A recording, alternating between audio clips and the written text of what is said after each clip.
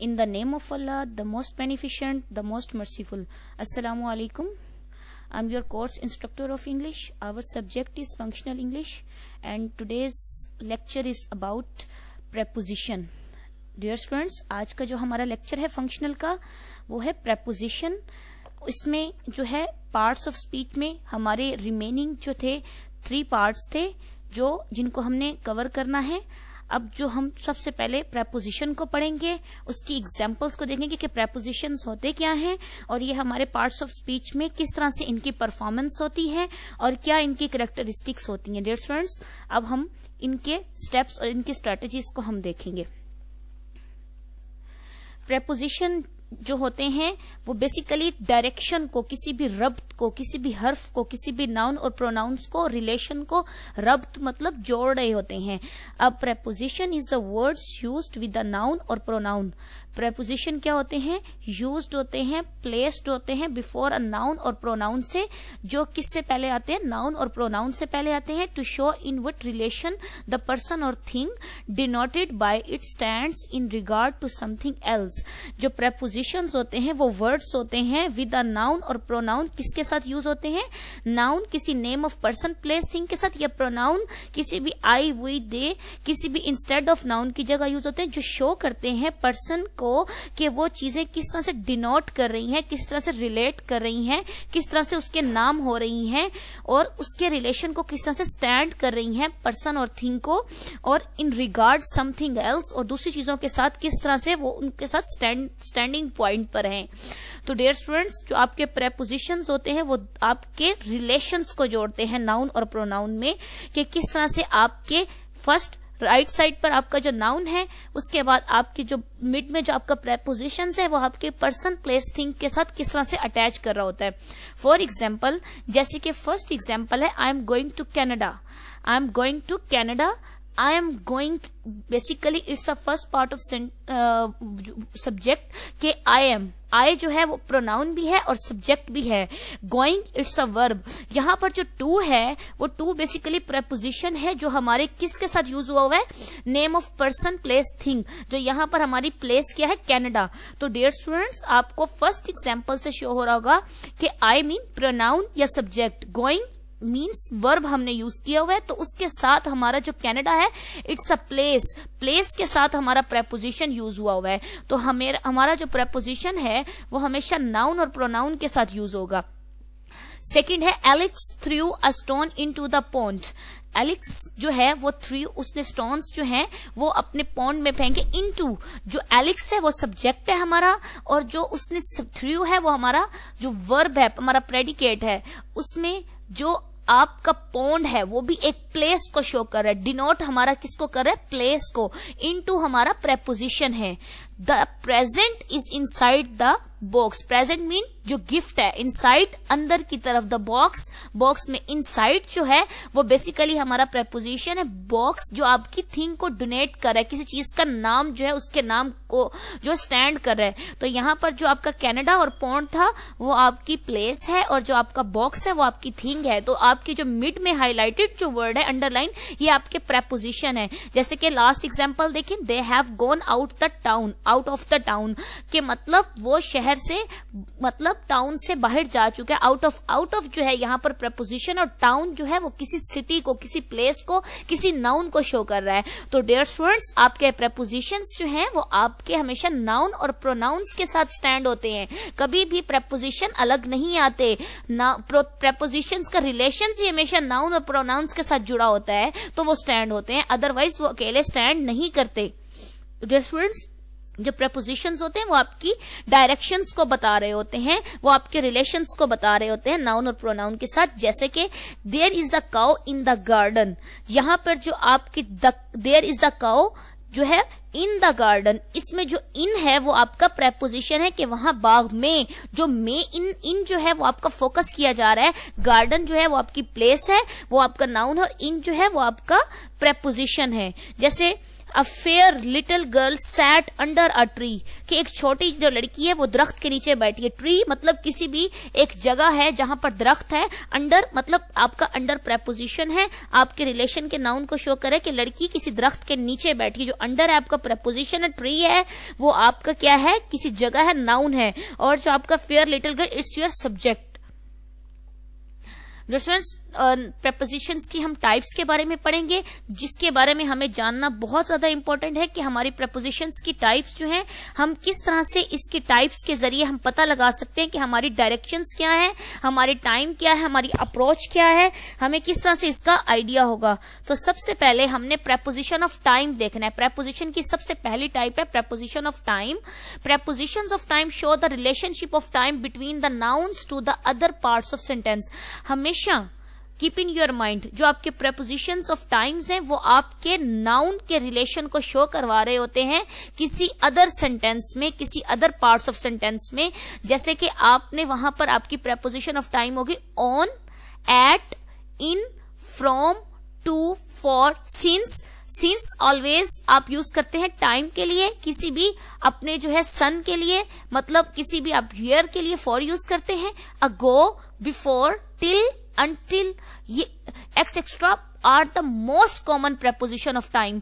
जब भी हम टाइम की बात अपनी डेली वेजिस पर, डेली बेसिस पे करेंगे तो उसमें हमारे प्रेपोजिशंस ऑफ टाइम जो हैं वो हमारे क्या यूज होंगे, एट, ऑन और इन। जो बेसिक हमारे यूज होते हैं वो एट, ऑन और इन होते हैं, जो हमारे टाइम्स की हमारे डोनेशन को बता रहे होते हैं कि किस तरह से हमारी चीजें जो हैं वो डिनोट कर रही होती हैं। तो सबसे पहले हमने अपनी फर्स्ट टाइप को पढ़ा, प्रेपोजिशन ऑफ टाइप, जो हमारे टाइम को किसी अदर सेंटेंस के साथ नाउन को रिलेट कर रही होती हैं। सबसे पहले हमने देखना है कि टाइम में हम यूज ऑफ एट, एट का क्या इस्तेमाल होता है। At always indicate exact and specific time. Dear students, मैं आपको इसकी डेली एग्जांपल इसलिए ये कह रही हूं कि ये हमारी डेली बेसिस पे वर्ड्स एट, ऑन और इन इसलिए यूज होता है कि जैसे कि हमने कहते हैं I started working at 10 PM। अब जैसे हम कहते हैं कि हमारी क्लास आज 10 AM है, या आज मैं अपना काम स्टार्ट करूंगा या करूंगी इस टाइम पर। जो हमेशा keep in your mind exact जो आपका टाइम होगा उसके साथ हम जो है एट यूज करेंगे। At 6 PM, at 8 PM, at 10 AM, at 8:30 PM, at आपका जो एम है वो बेसिकली जो है एट 3 AM, तो आपका 3 PM, ये आपका जो एक टाइम एग्जैक्ट फिगर दिया गया है ये आपका एट यूज होगा। अदरवाइज जब आप कहते हैं कि हमने आज इतने बजे जाना है लेकिन टाइम गिवन नहीं है, तो हम उसके लिए करेंगे, हम उसके लिए एट यूज नहीं करेंगे, हम उसके लिए फॉर, क्योंकि हमें एग्जैक्ट नहीं पता उसकी स्पेसिफिक टाइम का, तो उसके लिए हम फॉर यूज करेंगे। बट जब हम पता हो कि हमने 10 बजे जाना है, एग्जैक्ट टाइम है, तो उसके लिए हम एट यूज करेंगे। तो dear students, at always indicates an exact and specific time. सबसे पहले आपकी प्रेपोजिशन की जो टाइप है वो टाइम है, और टाइम के अंदर जो सबसे पहले जो चीज है वो एट यूज होती है, फिर आपका ऑन यूज होता है, फिर आपका इन यूज होता है। ये आपकी टाइम की प्रेपोजिशंस में सबसे ज्यादा जो पॉइंट्स हैं इंडिकेट कर रहे होते हैं, आइडेंटिफाई चीजों को कर रहे होते हैं। उसके बाद सेकेंड यूज होता है टाइम में ऑन का। On generally indicate fix date और अ डे। आपकी जो ऑन है वो किसी भी फिक्स डेट को और आपकी किसी फिक्स डे को, जैसे कहते हैं ऑन मंडे, हम जैसे अदर डे हो तो हम उसके लिए एक स्पेसिफिक नहीं होता, लेकिन जब हमें स्पेसिफिक और एग्जैक्ट डेट और डे दिया जाए तो उसके साथ हम कहते हैं जी on Friday, on 25 December, on 22nd, on 28, on 13, on 11। हम उसके साथ एक गिवन जो है ऑन तब लगाएंगे जब हमारे पास एक गिवन डेट और गिवन डे दिया जाएगा, जैसे कि I will see her on Friday. अब यहां पर हमने ऑन इसलिए लगाया क्योंकि हमें यहां पर फ्राइडे एक डे दिया गया था। अगर हम कहते हैं हम उसको उस दिन देखेंगे, उस दिन का मतलब वहां पर हमारे पास गिवन चीज ही नहीं है, तो हम किस दिन देखेंगे? जब हमें किसी दिन के बारे में एक प्रॉपर फिगर दिया जाएगा तो हम उसके साथ ऑन लगाएंगे। जैसे he broke a record on Monday morning. Monday morning on इसलिए आएगा कि एक हमें डे भी दे दिया गया, एक हमें बताया। मॉर्निंग अगर सिंपल आता तो हम उसके लिए कभी भी ऑन हम ना यूज करते, लेकिन हमें मंडे मॉर्निंग एग्जैक्ट एक बताएगी तो हमने ऑन लगाया। तो dear students, I have a meeting on 25 अक्टूबर।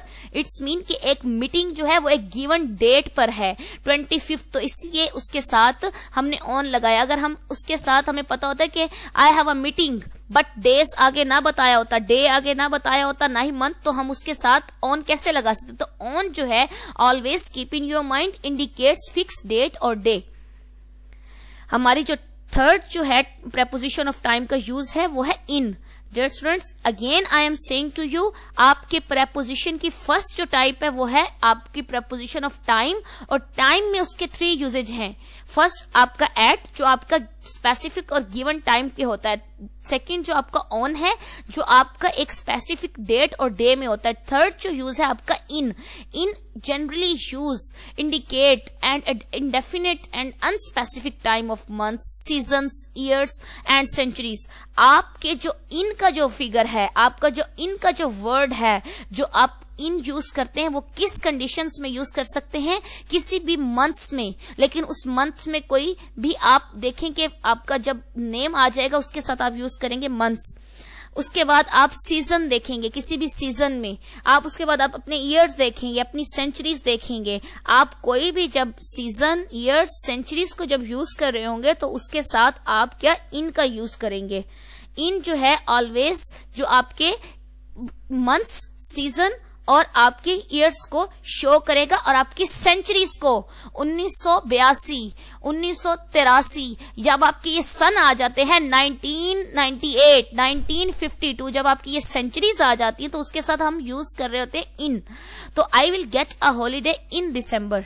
दिसंबर में जो है आपकी हॉलीडेज है, मतलब दिसंबर क्या है आपका मंथ है, तो इन यूज हो रहा है। हम कहते हैं, आप देखें कि हम जो I was born in this month, in this year, जो आपका जो year है उसके साथ हम in लगाते हैं, क्योंकि in जो है वो season, year और months के साथ आता है।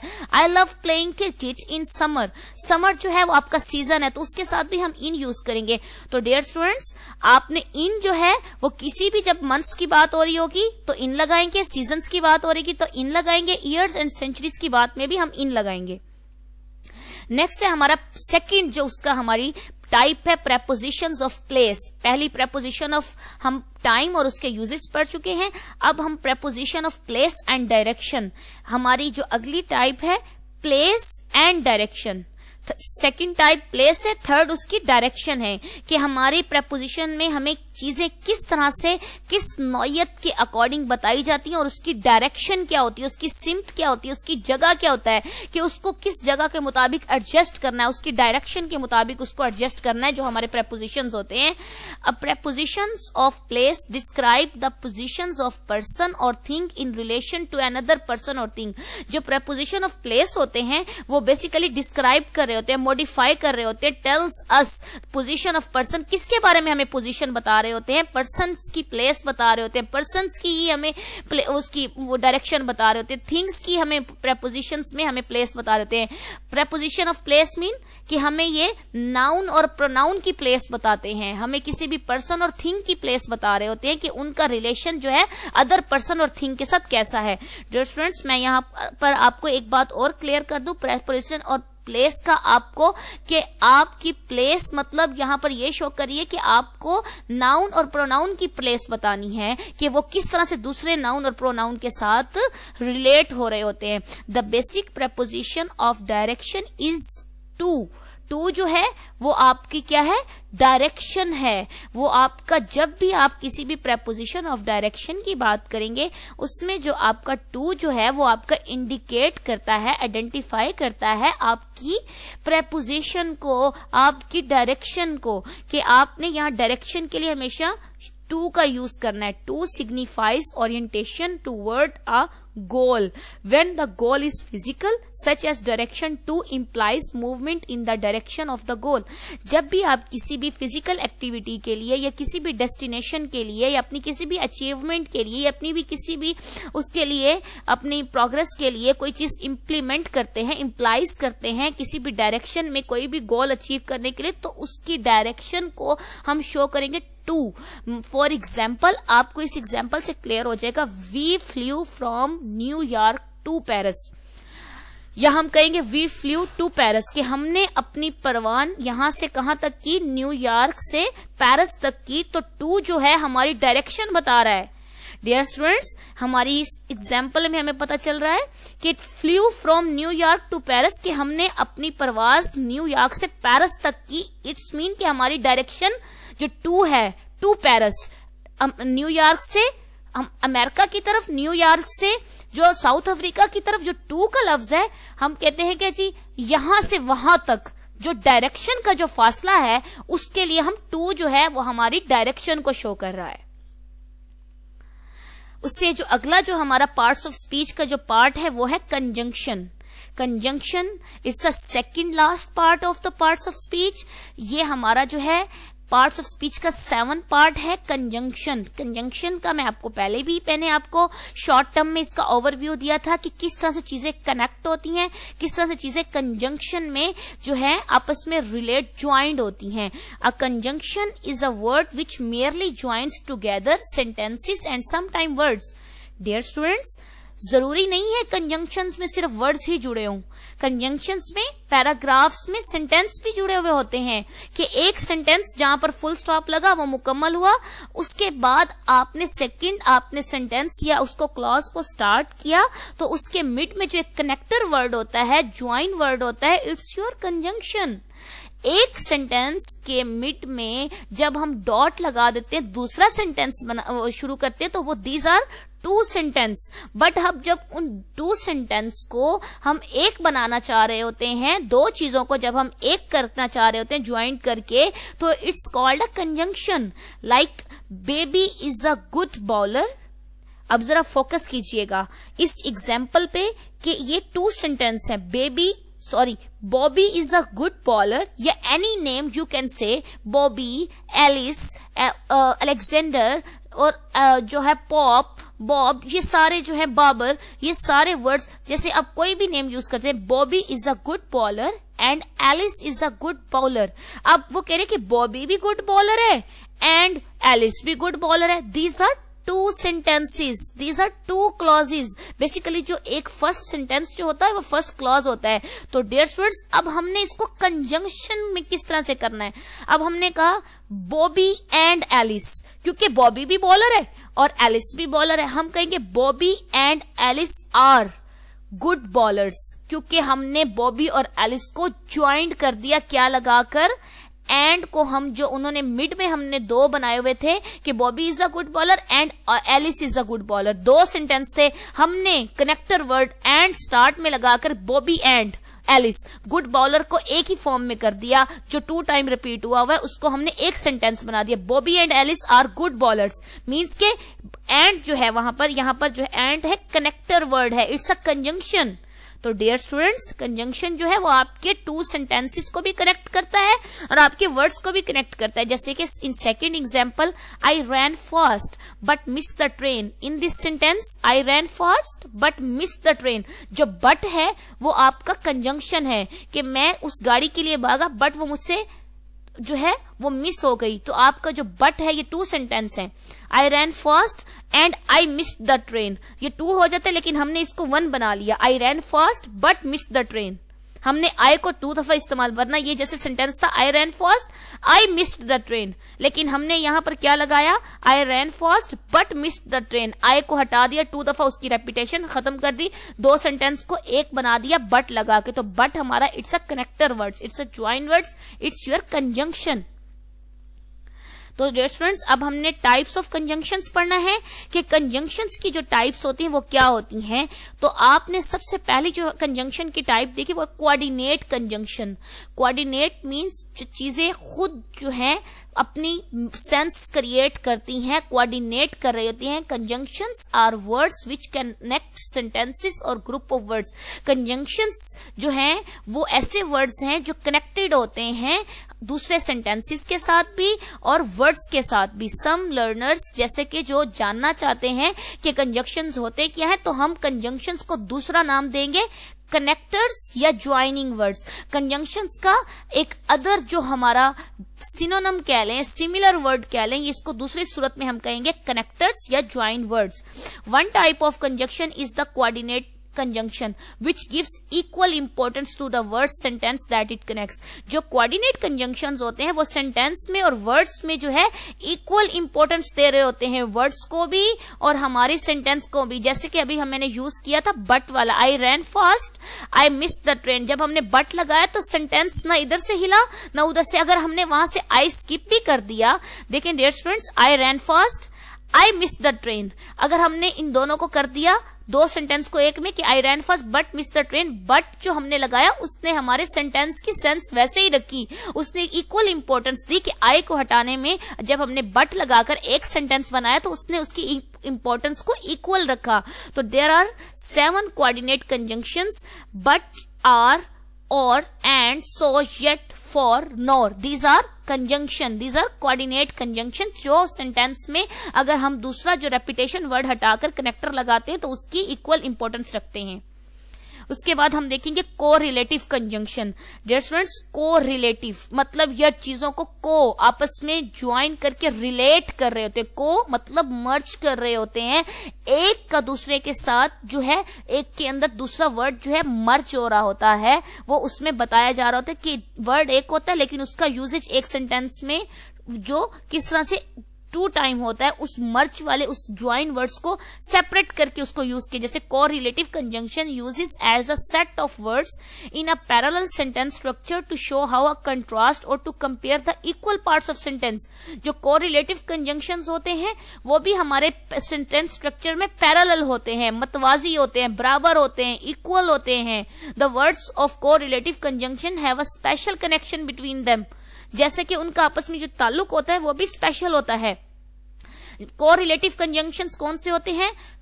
But, not only, also, either, neither, nor, both and not, whether, ये सारे जो है हमारे कोरिलेटिव वर्ड्स हैं। नेदर, नॉर, आइदर, और, ये हमारे एक 2 वर्ड्स है कि इसको हमने सेंटेंस में किसी, जैसे neither Alex nor Rubina can play baseball. अब ये हमारा जो है कोरिलेटिव वर्ड है, नेदर और नॉर। हम इसको एक सेंटेंस में 2 टाइम्स यूज करें, इट्स अ नेदर और it's a nor. I want both ice cream and, अब देखेंगे इसमें जो हमारे 2 वर्ड्स हैं वो आइसक्रीम और बोथ के दरमियान में हमने एंड और बोथ जो है वो हमारे वर्ड्स को रिलेट कर रहा है, वो हमारे वर्ड्स को कोरिलेटिव उसमें फॉर्म में ला रहा है। तो dear students, he ate not only the ice cream but also the chocolate। जो हमारा not only है और हमारा also है, basically these are words, correlative words, correlative conjunctions। हमने इसमें सेंटेंस में इसको जो है यूज करना है, इनके दोनों कोरिलेशन को शो करना है। Nether, nor, either, or, also, not only, basically these are 2 words, but इसको हमने सेंटेंस में यूज एक ही सेंटेंस में किया हुआ है। उसके बाद हमारी एग्जाम्पल जो है वो आपको इस चीज से एग्जाम्पलीफाई चीजें जो है आपके कंसेप्ट को क्लियर करेंगे। I like coffee but my wife prefers T.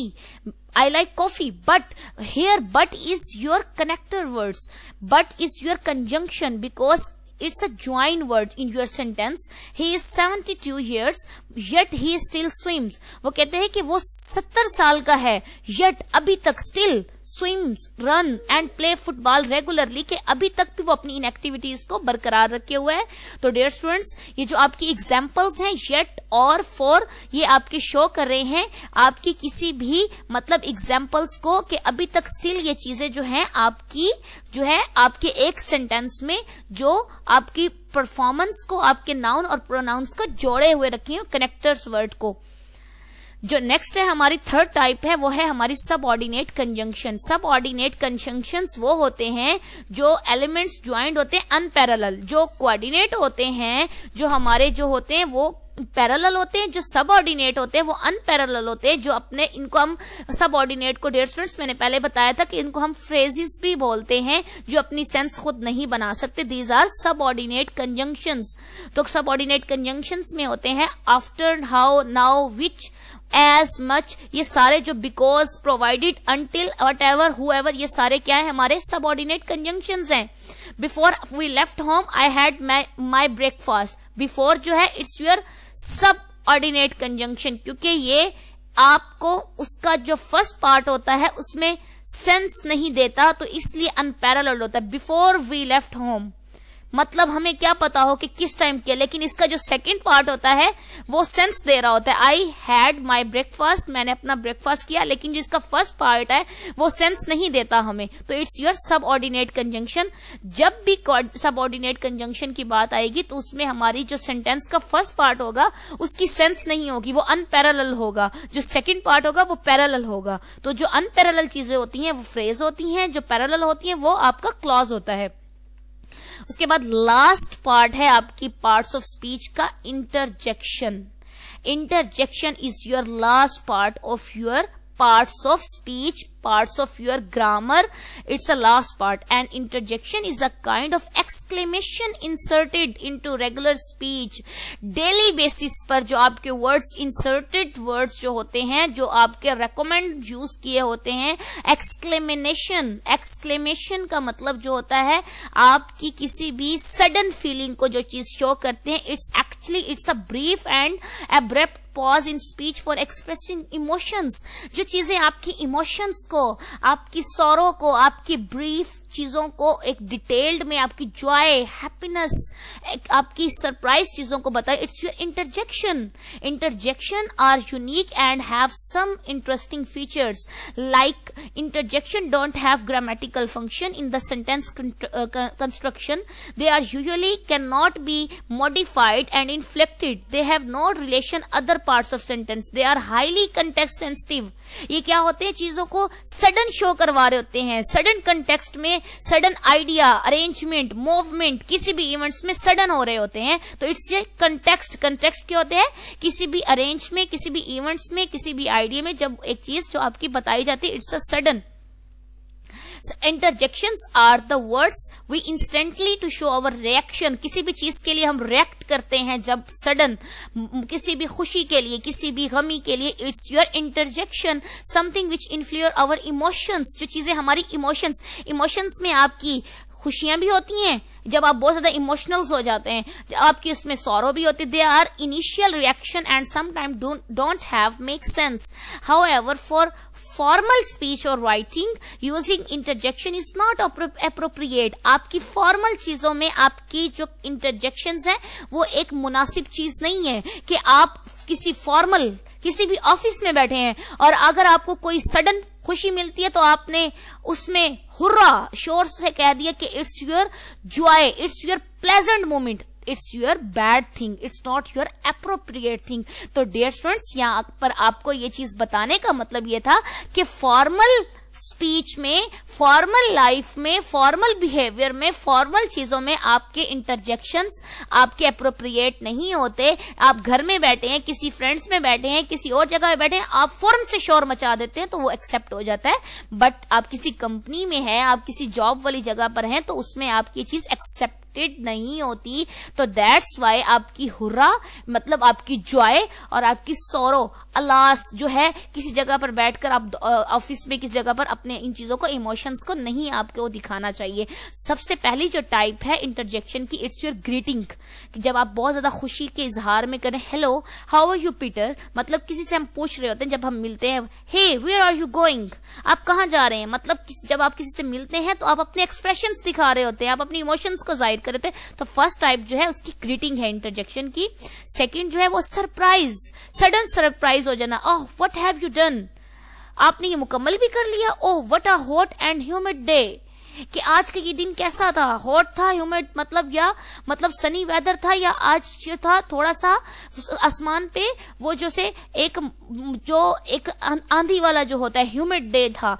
Hey are you sure about it, what a glorious victory, कितनी एक खूबसूरत फतह है, सरप्राइज चीज है। Oh what a heavenly beauty scenery, ये चीजें क्या है, सरप्राइज में आ रही होती हैं। और ये आपकी जो ग्रीटिंग, सरप्राइज और आपकी जो जॉय और ग्रीफ है, ये इंटरजेक्शंस की टाइप्स होती हैं। जैसे इंटरजेक्शन में आप देखेंगे जॉय है, ये what are going for a picnic, जब हम किसी खुशी में होते हैं तो हम फौरन से कहते हैं ये what are I will do this, I am going to there, तो हम ये खुशी में hurrah, I have won the first prize, I have gained these things, wow those the house is so well decorated, ये हम खुशी का इजहार कर रहे होते हैं। और ग्रीफ भी जो आपकी interjection, oh I hurt my ankle, what a pity you have lost your tab, कि आपने अपना टैब खो दिया। Oh our plan has failed, oh इसमें हम अपनी चीजों को एक पेन में बता रहे होते हैं, ग्रीफ में बता रहे होते हैं, सौरों में, अलास में। Oh the project turn into failure, हमारा प्रोजेक्ट फेल हो गया।